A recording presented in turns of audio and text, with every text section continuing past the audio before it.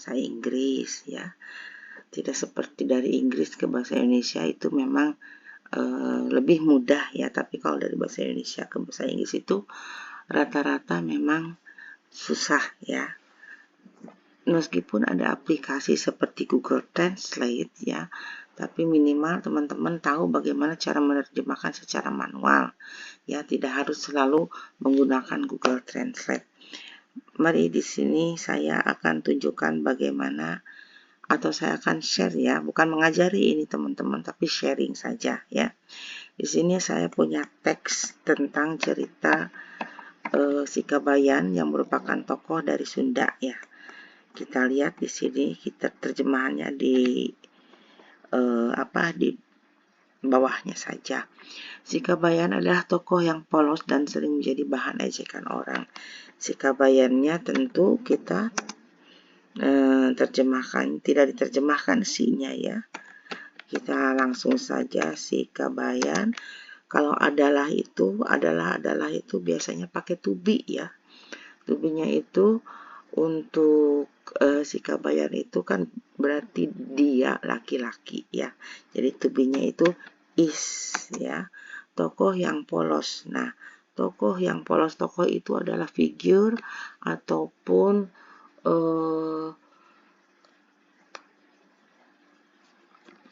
figur ataupun karakter ya, karakter. Nah, di sini biasanya untuk kata benda itu kita harus disandingkan dengan artikel atau the ya, artikel atau the.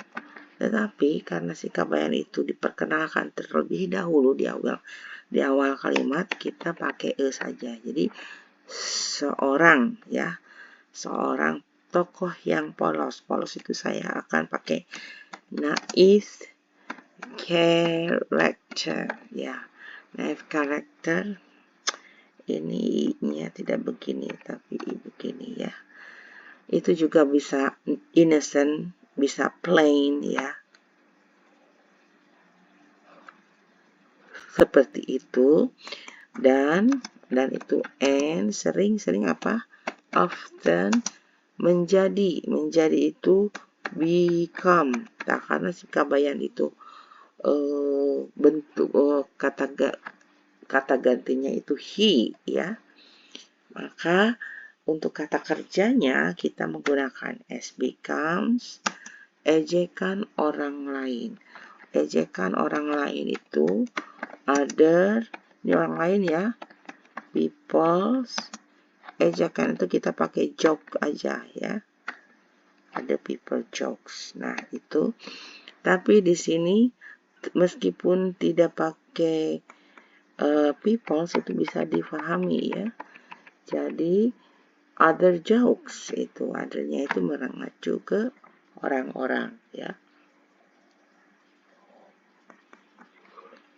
Kemudian dalam salah satu ceritanya, salah satu itu one of ceritanya ya. Ceritanya itu untuk Kabayan itu his ya. In one of his ceritanya itu stories ya. Si Kabayan diundang nih untuk makan di rumah seorang temannya. Diundang itu kalimat pasif ya. Jadi kalau kalimat pasif, verb pattern-nya atau pola kalimatnya to be, kan diundang itu kalimat pasif. Di itu kalimat pasif. Kalau mengundang itu kalimat aktif ya. To be, kemudian kata kerja bentuk ketiga ya. Jadi Si Kabayan diundang nih. Ini kan ceritanya suatu cerita sudah lampau. Jadi bukan is lagi tapi was ya. Menceritakan suatu cerita harus lampau. Jadi to be-nya was ya. Diundang itu invite. Tetapi karena harus bentuk ketiga, jadi bentuk ketiga dari invite yaitu invited ya. Diundang makan di rumah seorang temannya. Makan itu biasanya itu makan malam ya. Kita ambil saja makan malam ya, to dine ya, to dine itu makan malam ya, di rumah seorang. Nah, di rumah itu in the house, kata pakai of ya, pakai of kan. Rumah siapa? Rumah seorang temannya yang sangat kaya. In the house of temannya itu his yang sangat kaya dulu ya. Kan temannya yang sangat kaya, bukan his friends very rich, tapi his very sangat kaya. Bisa wealthy, bisa rich ya. Wealthy friend ya, titik. Jadi temannya yang sangat kaya, his very wealthy friend. Jangan his friend very wealthy ya, karena ini merupakan frase kata benda ya. Karena kata benda itu bisa terdiri dari kata sifat, adjektif, dan noun ya. Oke, seperti itu. Kemudian temannya ingin menggoda. Nah, temannya ingin menggoda si Kabayan karena ia tahu si Kabayan selalu polos. Temannya Kabayan berarti Kabayan pakai aja Kabayan. Friend. Kenapa pakai S? Karena temannya itu teman Kabayan ya. Oke. Ingin menggoda karena udah lampau, inginnya kita pakai bentuk kedua ya. Wanted. Menggoda itu tish ya. Wanted to tish ya si Kabayan. Tish Kabayan. Karena itu because ia tahu si Kabayan selalu polos. Ianya itu he. Tahu itu kan no ya, tapi karena lampau jadi bentuk kedua, because he knew that, dia tahu bahwa si Kabayan was always naif ya. Oke, itu paragraf pertama ya. Nah, kita hapus dulu ininya, catatan tata bahasanya. Nah, kemudian paragraf kedua. Kita lanjut. Ketika si Kabayan tiba di rumahnya, when si Kabayan tiba itu arrive ya. Tapi karena ini menceritakan cerita yang sudah lewat, kita pakai bentuk kedua. Tinggal ditambah D ya. Arrive di rumah temannya, in his. Nah, bukan in his house friend, tapi kita ke temannya dulu baru rumah ya, his friend's house. Nah, kenapa his friend's house? Jadi rumah itu milik temannya. Jadi terjemahannya bukan his house friend, tapi his friend's house. Dia melihat meja yang dipenuhi dengan makanan lezat. He melihat itu ada si ya, teman-teman ya. Ada si karena bentuk lampau jadi pakai saw ya, W. Ini tidak, bentuk keduanya tidak begini ya, tapi bentuk keduanya harus begini ya. Atau juga dia bisa look, bentuk keduanya ini. Perbedaannya saw dengan look di sini. Kalau saw atau see itu melihat secara tidak disengaja, kan Kabayan itu ketika tiba di rumahnya dia melihat meja yang penuh dengan makanan yang lezat. Jadi dia melihatnya tidak ada maksud gitu. Semuanya kan terlihat ya. Tapi kalau look itu melihat dengan disengaja. Misalnya, lihat ada orang lewat. Look ya, there's somebody coming to us, misalnya seperti itu. Look, there's somebody standing over there. There's somebody standing by the window, misalnya. Itu kan melihat secara disengaja disuruh sama teman kita. Tapi kalau tidak disengaja, udah aja saw ya. He saw a table, ya, a table. Nah, di sini pemirsa yang dipenuhi dengan makanan lezat. Nah, kita kalau melihat dari struktur bahasa Indonesia itu harusnya yang untuk benda ya, that dipenuhi, di itu kan apa namanya, kata kerja ya, kata apa, pasif ya, kalimat pasif. Was filled with full of the delicious food. Nah, oke, dia melihat sebuah meja yang that-nya itu yang dipenuhi. Kenapa pakai to be? Karena dipenuhi ya dengan penuh makanan yang lezat, delicious food. Jadi bukan food delicious tapi delicious food. Tetapi pemirsa, ini adalah struktur bahasa Indonesia. Kalau di dalam bahasa Inggris, kita bisa memotong ini ya. Karena di dalam bahasa penerjemahan bahasa Inggris ada teknik yang namanya reduction atau pengurangan. Kita kurangi. Nah, that-nya kita hapus. Nah, you saw a table dengan with. Nah, maaf, jadi he saw a table full of delicious food. Ini sudah difahami ya. Ini sudah benar teknik reduction di sini ya. Kalau tadi kan yang sebelum dihapus itu adalah tata bahasa sesuai dengan tatanan bahasa Indonesia ya. Karena tata bahasa Indonesia banyak yang beda dalam tatanan bahasa Inggris. Oke.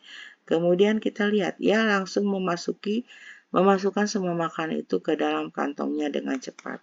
Dia langsung kita lihat di sini. Dia langsung memasukkan semua makanan itu ke dalam kantongnya dengan cepat. Di sini ada kata langsung dan ada dengan cepat. Itu adalah sama ya pemirsa. Langsung.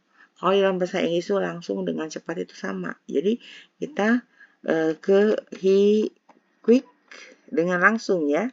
Dengan cepat. He quickly put all those food into his pocket ya. Jadi kita pakai satu aja. Jadi kalau dengan cepat kalau langsung itu directly ya, tapi kan di sini konteks langsung dan dengan cepat itu hampir sama. Jadi kita pakai satu aja. Jadi he quickly put all those food into his pocket. Kenapa those? Karena makanannya banyak ya, semua. Ini ada semua. Berarti banyak ya. All those food. Tapi kenapa tidak pakai S? Kecualian food kalau bentuk jamaknya tidak pakai S. Ya, temannya yang kaya hanya tertawa. Temannya yang kaya jadi Kabayan yang kaya ya, Kabayan kaya itu wealthy friend. Kabayan's wealthy friend hanya tertawa dan berkata, ya, just, hanya, bisa only, bisa just, tertawa adalah begini, laugh, ya, tapi bentuk lampaunya adalah laugh, and berkata itu say, ya, tapi bentuk lampaunya apa? Said, bahwa, that, makanan itu, those food, hanyalah apa ya? Hanyalah hiasan dari lilin ya. Food ya, said that those food were. Kenapa were? Karena those food itu kan banyak ya. Jadi those food were harusnya are, tapi kan bentuk lampaunya jadi were made of atau hanyalah hiasan dari lilin. Hiasan dari lilin itu artinya wax made decoration. Nah, ingat di sini Kabayan's wealthy friend just laughed and said that those food were wax made decoration. Wax made-nya di sini jadi terbuat dari lilin ya, dekorasi yang terbuat dari lilin ya, hiasan. Oke. Kemudian paragraf ketiga ini. Si Kabayan dengan polosnya ya. Si Kabayan dengan polosnya menjawab dulu ya, baru itu dengan polosnya. Said naively, tanda kutip ya. Oh, saya tahu. Ya, bisa oh ya. Oh, I know. Ya, saya tahu. Kenapa tidak I know? Karena ini kan kalimat yang langsung ya, kalimat langsung ya. I know. Saya hanya mengambil. I just mengambil itu kan take ya. Kenapa tidak tuh? Ya karena kan langsung ya. Nah, kalimatnya langsung. Jadi I just take mengambil yang saya butuhkan. Yang saya butuhkan apa? What I need untuk penerangan for the penerangan itu light thing ya. Di rumah saya, in my house. Terima kasih atas lilin-lilinnya. Thank you for these candles. Ini, lilin ini, this candles ya. Oke. Lilin ya. Ini tanda seru mana ya, pemirsa, teman-teman? Tanda seru ya. Oke. Bisa thank you for these candles, lilin-lilinnya, atau kan tadi wax ya, terbuat dari lilin. Oke, bisa thank you for this wax. Semua orang tertawa, atau everybody, semua orang ya. Everybody tertawa sekali lagi ini ya, lampunya love, melihat tingkah polos si Kabayan. Love. Nah, love misalnya tuh si Kabayan tingkah polos ya. Kabayan tingkah polosnya itu kita pakai S karena tingkah polosnya punya si Kabayan. Kabayan's innocent atau naif ya. Naif behavior. Di sini kita menggunakan reduction lagi atau pengurangan lagi. Jadi so everybody laugh ya. Kita kurangi atau kita hapus tusinya. Jadi udah aja gini. Pasangan preposisi untuk laugh at. Jadi everybody laugh at Kabayan's naif behavior. Nah, ini naif behavior ya. Jadi di dalam penerjemahan ini jadi ada satu teknik penerjemahan yang saya pakai yaitu reduction atau pengurangan. Terima kasih teman-teman atas waktunya. Mudah-mudahan bermanfaat. Assalamualaikum warahmatullahi wabarakatuh.